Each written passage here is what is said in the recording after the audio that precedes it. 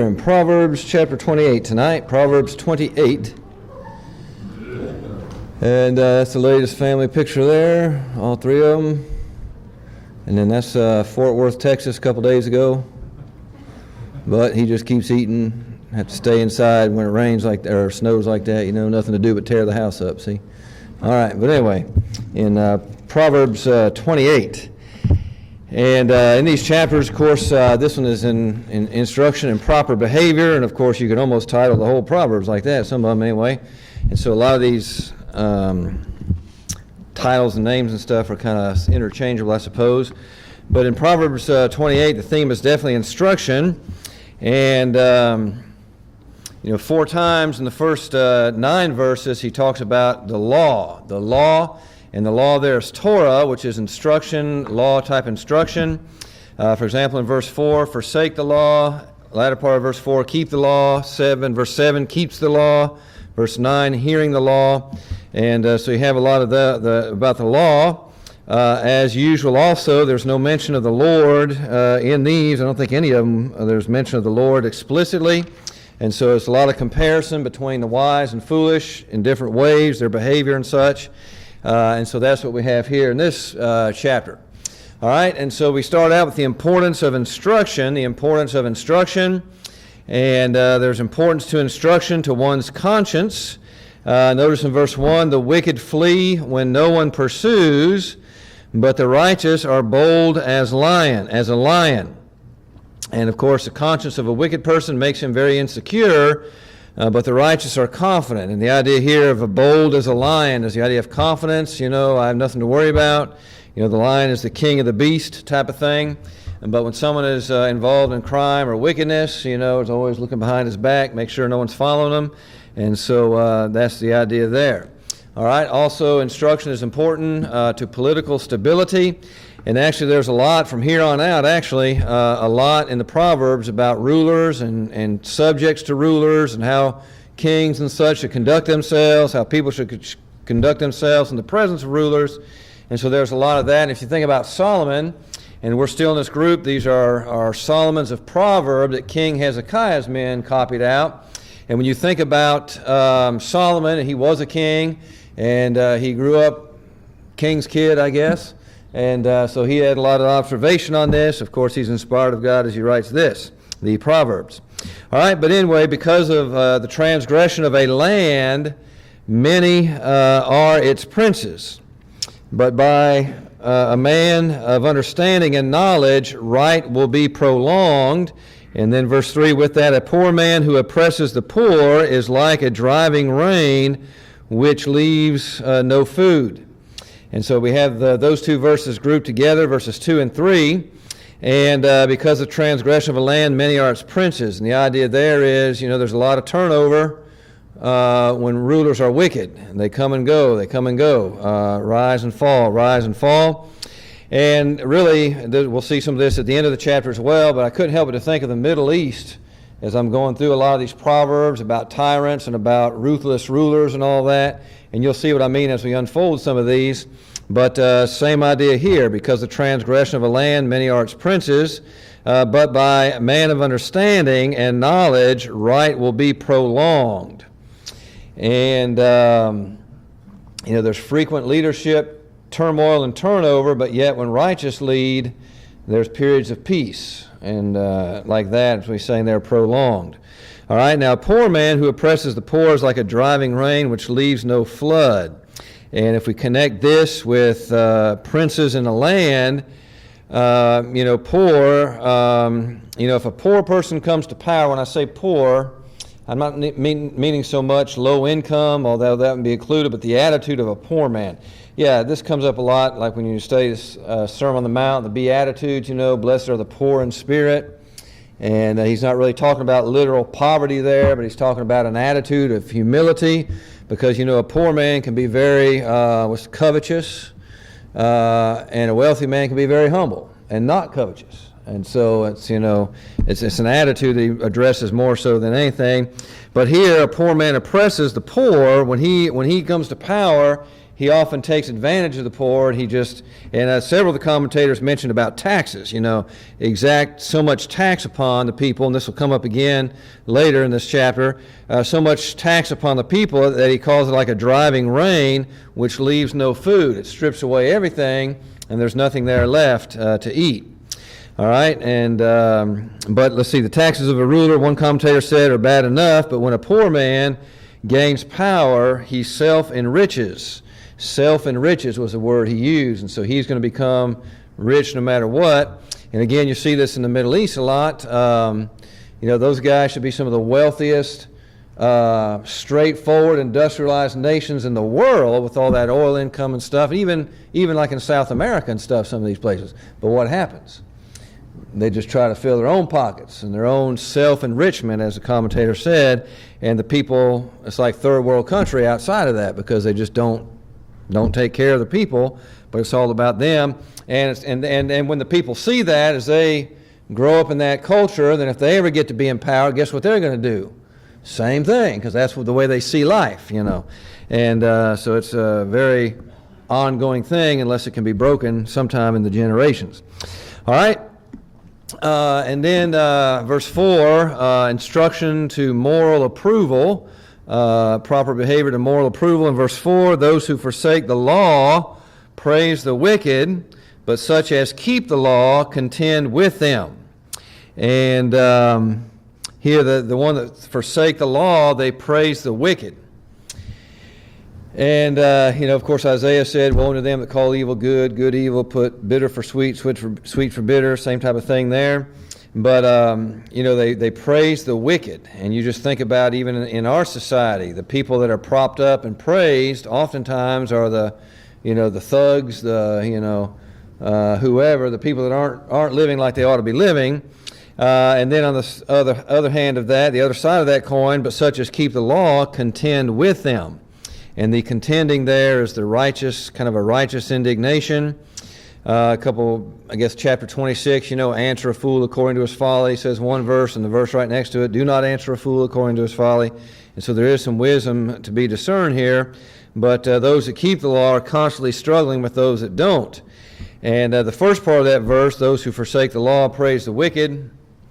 Sometimes our young people will idolize certain people, maybe athletes, entertainers. But if those people are wicked, there's a potential problem, And a lot of times our kids, they don't know that, they just, the guy that shoots as many 3-pointers or whatever, 3-pointers, whatever, But that kind of, when the wicked are praised, you can always look at people that, at least when in adults and stuff, the people that are praising them are those that forsake the law. All right? Mm-hmm. Ephesians 5:11. And have no fellowship with the unfruitful workers of darkness, but rather reprove them. Mm-hmm. That's right. And so there's some contention involved with that. All right, the next one there, verse 5, to distinguish right from wrong. Evil men do not understand justice, but those who seek the Lord understand all. And the idea here about evil men do not understand justice, it's the idea they pervert, their moral perception is perverted. And, have you ever heard someone say, well, I don't see what's wrong with that? And it's really just a bad thing, Well, it's because they have no clue as to right and wrong, because they have not been instructed, or they've rejected the instruction more likely. And, no moral perception. In the Gospel of John, chapter 12, verses 39 through 40, Gospel of John 12, therefore they could not believe, because Isaiah said again, he has blinded their eyes and hardened their hearts, lest they should see with their eyes, lest they should understand with their hearts, so that I should heal them. But their eyes have been blinded, and that's the prophecy of Isaiah. And of course John is repeating that. But the whole idea with that is that they're blind to what true justice is, what true righteousness is, and so it's perverted. But notice those that seek the Lord understand all. And the understanding here is they can distinguish between right and wrong, whereas the wicked, I don't see anything wrong with that, but yet it's very wrong. All right, and then in verse 6, get over there, to honesty in 28:6. instruction to honesty. Better is the poor who walks in his integrity than one perverse in his ways, though he be rich. And we'll have another proverb later on. I call it the back of the page because that's the way I have it printed out. But anyway, honesty is the best policy. We've heard that before, and here's kind of a scripture that kind of says the same thing there. But it's better to be poor and walk in integrity than to be rich but be perverse in ways. And in other words, honest poverty is better than dishonest wealth. And the first part of the second line in verse 6, then one perverse in his ways. In some translations there will have in his two ways. In other words, and the idea there is he's trying to work two sides, but it doesn't work. It won't work. But the perverseness is what gives that one away, though he be rich. And again, money, money, people are deceived to think that money is going to bring happiness, and that's not always the case. And in fact, probably more often than not, it brings the opposite of what people expected. And I know we've mentioned this before, but you think about all the people that win the big lotteries and stuff, how much better does that make their life, morally, inside type of thing? Usually it's worse off. All right, and then verse 7 there, the proper conduct. Whoever keeps the law is a discerning son, but a companion of gluttons shames his father. And we mentioned gluttons before, and gluttons are often, though they're not here, but gluttons are often paired with drunkards. And the one thing in common between drunkards and gluttons is a lack of self-control. And so a companion who lacks self-control, we might say, shames his father. And so it leads to riotous living. That is, glutton leads to riotous living, reckless spending. And we saw that in some Proverbs before. But yet he that keeps the law is a discerning son. And again, we have the comparison between a son and a father, or children and parents, and how the children do. So the parents, it affects the parents quite a bit. Those of us who have kids, we know that. All right. And then a couple more in this section here. To attaining wealth in verse 8. One who increases his possessions by usury and exhortation gathers it for him who will pity the poor. And here God will divert the wealth of the one who helps the poor. Now notice he says who increases his possession by usury. What's usury again? Interest, kind of like interest there. And but notice with this particular person here, he increases his possessions by usury and extortion. Okay, and so it's not inherently sinful to gain money from interest or from that kind of thing. But when it's paired with extortion, it's the idea of, 30% interest, Those credit cards, they'll get you, boy. Yeah. It's more like loan sharking. There you go. That's the word, loan sharking. There you go. That's right, yeah. It's check cashing. Yeah, same thing. Yeah, same type of thing. The, paycheck advance things, Mm-hmm. Did the Jews have prohibition against this, loaning money to others? Well, I do have here, look at Leviticus chapter 25. Of course, I had that in my mind, that they had some kind of prohibition. I don't know about prohibition, but there were regulations for sure. But of course, remember with the talents, the parable of the talents, you could have at least put it and gotten interest, with the one talent man who hid it. So, that extreme is not right either. But Leviticus 25, 36 and 37 says, take no usury or interest from him, but fear your God, that your brother may live with you. You shall not lend him your money for usury, nor lend him your food at a profit. So there you go. There was a prohibition against that. But again, the dead giveaway here was usury and extortion. And then notice the person who does that, it will be gathered, it will be gathered for him who will pity the poor. In other words, that person's, and we've seen this principle when we studied the minor prophets a long time ago, that God will take it from those that are abusing it and give it to others, and maybe not directly, but he'll do through other people, he will get it to others, to the poor. And of course, It's not exactly just loaning somebody. This is yeah. desperate. Yeah, loan sharking. Yeah. Loan, and I think that loan sharking kind of captures it. It's taking advantage of people. Mm-hmm. Maybe I was wrong, but I always had the impression that they had a prohibition against charging interest, but they weren't objecting to charging the fee. Mm-hmm. Yeah, I don't know. I'd have to look into that. I may be wrong. I just know from the New Testament, the Lord who came back to gather the talents in Matthew 25, the one that had buried it, the unslawful servant, or slothful servant, it was told to him he could have at least, I think, does it say usury on that? I don't know. I don't know if the old King James may say. Of course, that's New Testament, and that's a parable, but I'm not. The temple money, they had a rate of exchange Mm-hmm. always favorable to the priest. When they would bring their money there to the temple, whatever coin that they had to change it for them. That's why the money changers. Yeah. Matthew 25:27, so ought to have deposited my money, this is the New King James, with the bankers, and at my coming I would have received back my own with interest. And of course that's in the red letter, but of course that is the New Testament and all that stuff. So I'd have to look into that as far as the exact law and such on that. But of course here in Leviticus, verse 35, if one of your brethren becomes poor and falls into poverty among you, then you shall help him like a stranger or a sojourner, that he may live with you. Take no usury or interest from him. And who's the him? Not just anybody, but the brethren who becomes poor and falls into poverty. And so there he's talking more along that line than he would anybody. But again, in the proverb, it's the extortion, because it's paired with extortion.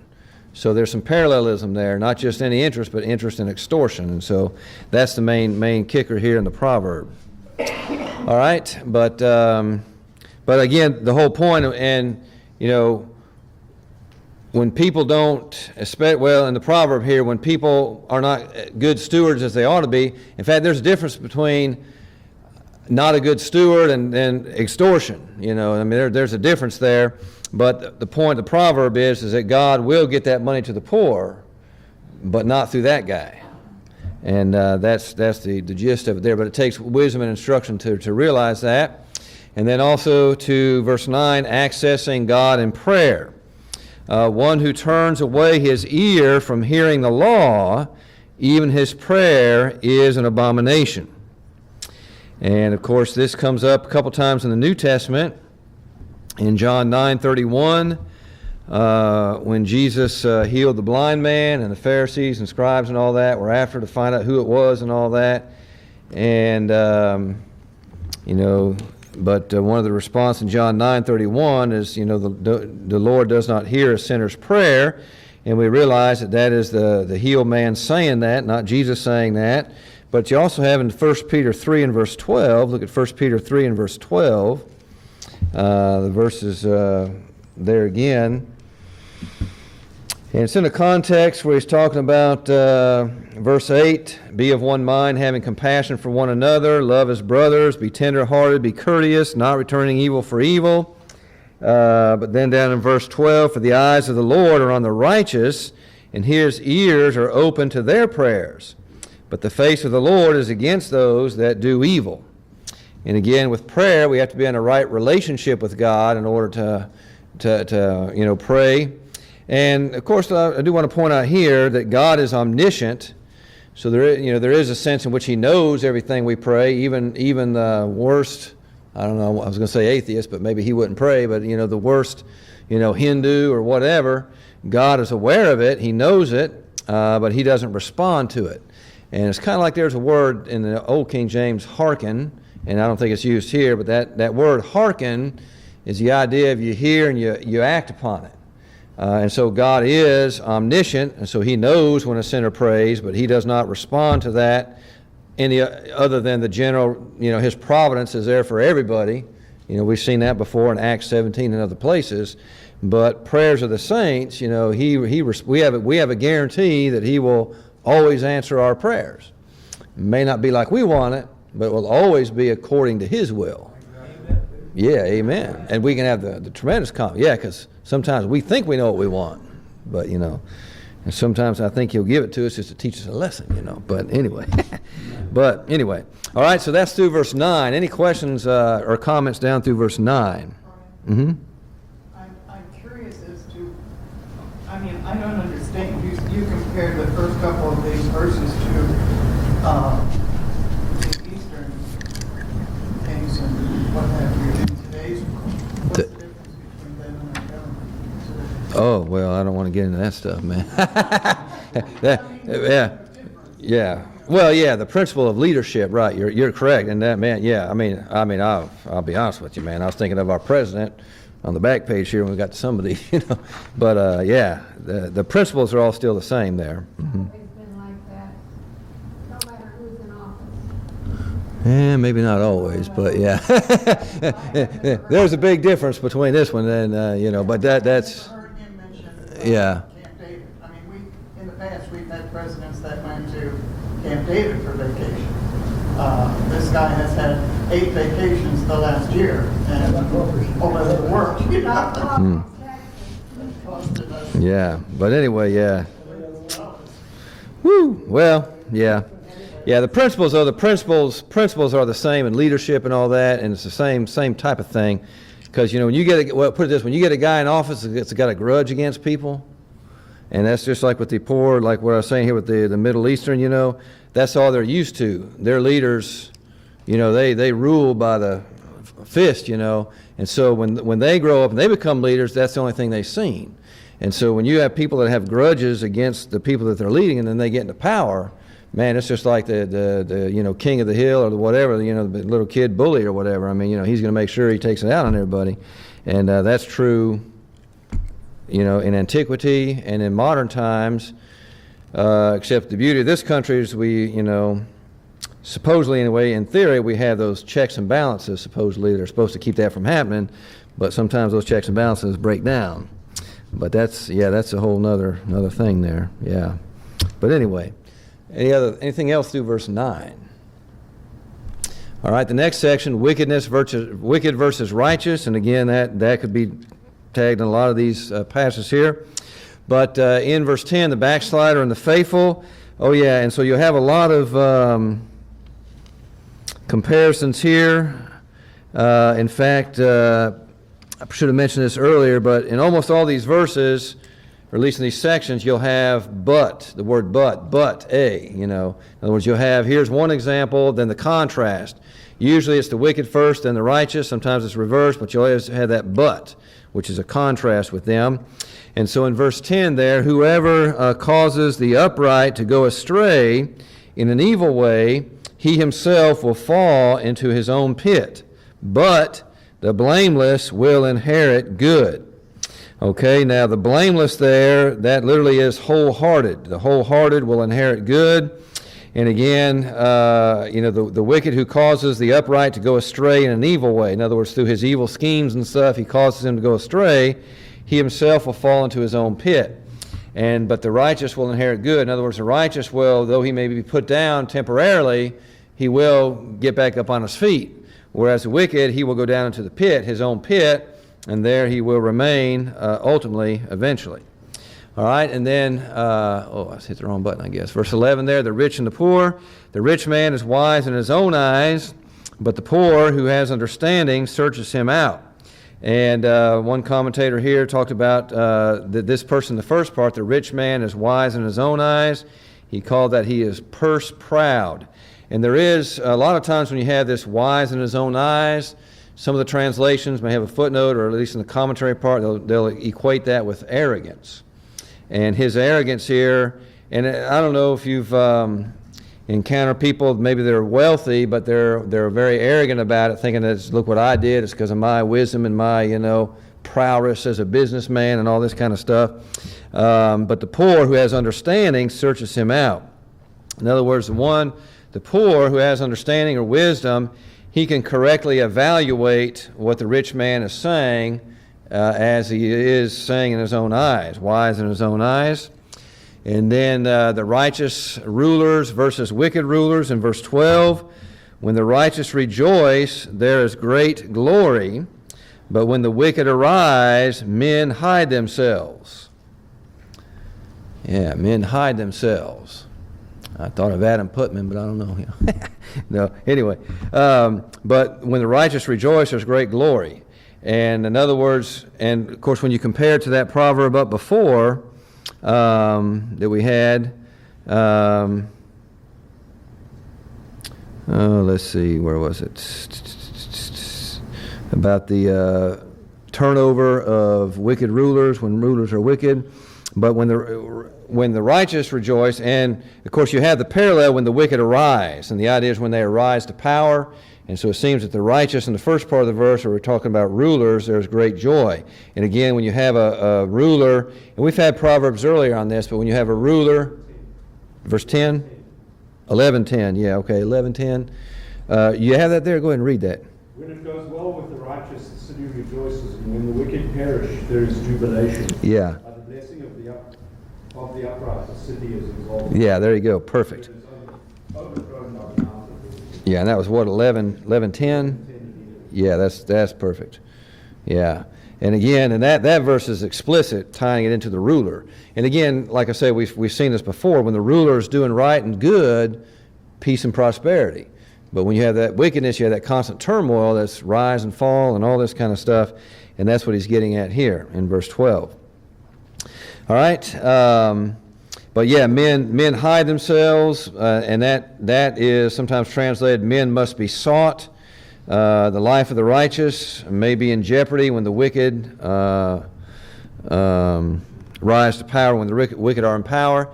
And, it's kind of like paybacks, even in our election years and stuff, sometimes we'll have that. But when the guy gets in power, now he can really exact what he thinks is justice upon those who opposed him. And so those guys who are right, and so if it's a wicked guy that rises to power, of course there's other wicked people too that he's opposed, but in this it's the idea of the righteous oppose him, and so when he gets in power, those men are going to hide sometimes because of what might come to them. All right, then the impenitent versus the penitent, in verse 13, he who covers his sins will not prosper, but whoever confesses and forsakes them will have mercy.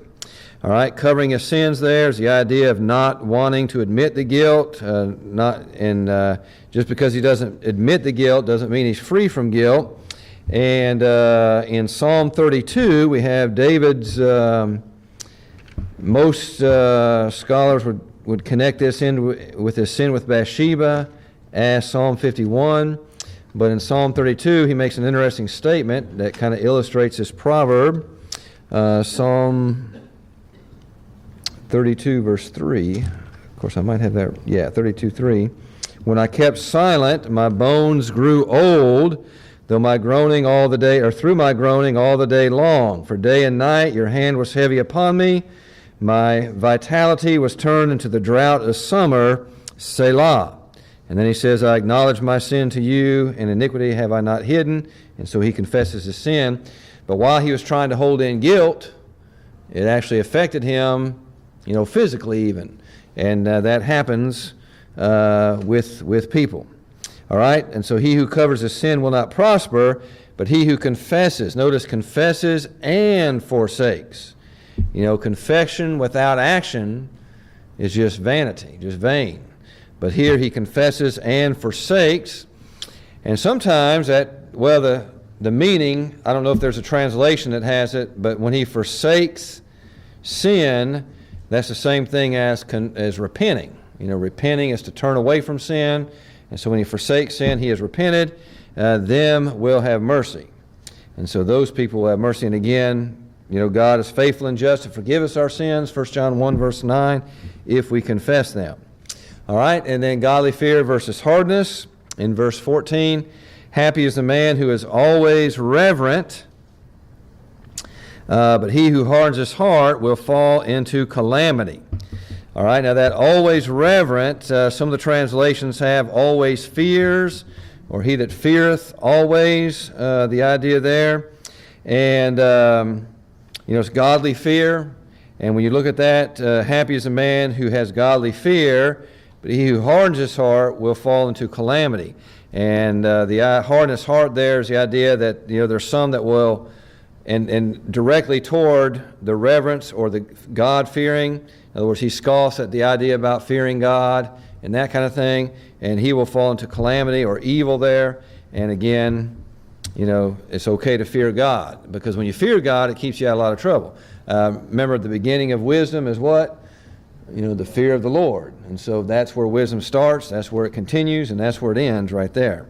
All right? But he always fears the Lord, and he prepares. And when someone who always fears the Lord, he prepares himself for when temptations arise that he might be able to resist. He's constantly examining himself to see whether he is in the faith. All right, and then 15, ruthless rulers versus compassionate rulers. Like a roaring lion and a charging bear is a wicked ruler over poor people. A ruler who lacks understanding is a great oppressor, but he who hates covetousness will prolong his days. All right, a roaring lion and a charging bear. Some translations may have ravenous. I guess the idea when he's charging to get some food, and you're not going to stop him. And but it's like a tyrant is as fatal as a vicious beast, whether it be a roaring lion or a charging bear. And notice a wicked ruler over poor people, because he will, exact all he can out of them. And notice a ruler who lacks wisdom or lacks understanding is a great oppressor, because that's all he knows to do. He can't get the economy going by sound principles, and so he'll just exact it out of the people. There's nothing the people can do about it especially in these settings right here. They didn't have elections every 4 years, but you just had to live with it. All right? But he who hates covetousness will prolong his days. And, to hate covetousness is the opposite, which tells us that the rulers are covetous, which is why they take it upon the people to just self-support themselves. And then, but the idea will prolong his days, that's an idiom there that means to live a long, happy, and secure life. And but notice he's the one that hates covetousness, which is the opposite of lacking understanding. All right, and then 17, lawbreakers versus law keepers. A man burdened with bloodshed will flee into a pit. Let no one help him. All right, now a man burdened with bloodshed, and the burden of bloodshed is one who maybe committed homicide, maybe murder, maybe an accidental death, whatever. Of course, if it's an accidental death, remember in the Old Testament they had to go to one of those cities of refuge, and there it would be brought before a hearing. And then if he was found innocent, remember he had to live in that city until the high priest died. And if he ever left the boundaries of that city, then he was fair game for the avenger of blood. And so the burden of bloodshed may be the guilty conscience, or it may be the pursuit that he's being hunted down to be brought to justice. But whatever the case, he will flee into a pit. Now, fleeing into the pit, pit usually means grave. But even in a literal pit, they would hide in there sometimes to try to get away from if he's being pursued for the crime. But he says there, let no one help him. In other words, he will have to remain a fugitive. And if we help, the poor, or not the poor, but if we help the bad guy, then we not only perpetuate the evil, but we partake in that. All right, verse 18, whoever walks blamelessly will be saved, but he who is perverse in his ways will suddenly fall. And, the one who is perverse here is the idea of one who won't commit to good. He kind of flip-flops, goes back and forth, and he will fall suddenly. And then literally there, that means all at once, which is without warning, just all of a sudden, bam. And that's what happens to him. All right, now verse 19, we begin a new section here, wisdom in respect to wealth. In 19 through 22, focused work is rewarding. In verse 19, he who tills his land will have plenty of bread, but he who follows frivolity will have great poverty. Will have poverty enough. Frivolity, I guess how you pronounce that. And I didn't check the other translations. Is that about what the other translations have in verse 19? Vain. Follows vain. Vain persons. Okay, follows vain persons. Yeah, okay. We'll have poverty enough, all right? And that's the idea of the financially gullible. We'll go to the get-rich-quick type schemes and all that. And things that don't amount to much, but he thinks they do at the time, and so he leaves hard work, focused work, and goes for this other stuff, but he will fall into poverty. All right, verse 20, a faithful man, in verse 20, will abound with blessing, but he who hastens to be rich will not go unpunished. And a faithful man here seems to be in his business dealings, his transactions. Again, the idea of honesty. But the one who hastens to be rich, he in his eagerness to accumulate wealth, what happens to those people quite often? They fall into temptation to extort, to steal, to cheat, that kind of thing. And 1 Timothy 6, 9, and 10, we won't take time to study that now, but they fall into big temptation and snare. And notice he starts that out, they that will be rich. And he's not talking about future tense, but he's talking about those whose desire, sole desire, they that willeth. I think the ASV says they that willeth to be rich, or something like that. And so it's the idea of the will, not the future tense of I will be rich, but those that want nothing in life but to be rich, they're in for all kinds of trouble. And then verse 21, showing partiality, impoverishes. To show partiality is not good, because for a piece of bread a man will transgress. And, a piece of bread man will transgress. There, and of course, Leviticus 19, Exodus 23 and verse 3, there were laws against partiality, or as the Old King James would say, respecter of persons. Try to get as much as we can before the bell rings. Envy also impoverishes. A man with an evil eye hastens after riches. And that evil eye involves envious and does not consider that poverty will come upon him. And so the same way he treats people because of his envy and all that, what goes around comes around. As we reap, so shall we sow. And so he will be impoverished. And then verse 23, wisdom and self-centeredness. Verse 23, he who rebukes a man will find more favor afterward than he who flatters with the tongue. And again, we had a lot of that in chapter 9, 8, 19, 25. Yeah, I have it up there, 25, verse 12. Rebuke is better because we correct our ways and we become better people in the sight of God, whereas flattery just keeps us going in the same path. All right, controlling parents' property. Yeah, here's one here, 24. The bell's going to ring any second now. But whoever robs his father or his mother and says it is no transgression, the same as a companion to a destroyer. Notice the terminology, robs his father, says it's no transgression. And the idea here is, I think on that point, controlling one's parent's property, the attempt, and one commentator says here, quote, the attempt, legal or otherwise, to get control of the property of parents and thus diminish their resources, as that's what he's talking about. And then he says, notice he says there, it is no transgression. In other words, a person that does this doesn't think he's doing anything wrong, because after all, it's going to be my inheritance anyway. Let me just get it early. Now, who else do you know that did that in the New Testament? Yeah, the prodigal son. I want mine now, and the father gave it to him. You saw what happened. All right. Well, there it is. Greedy arrogance. Oh, it should be harms there, not hams. Okay. Harms. All right, it harms. But we'll have to get that next time. Any questions or comments? All right. It's spelled right, though.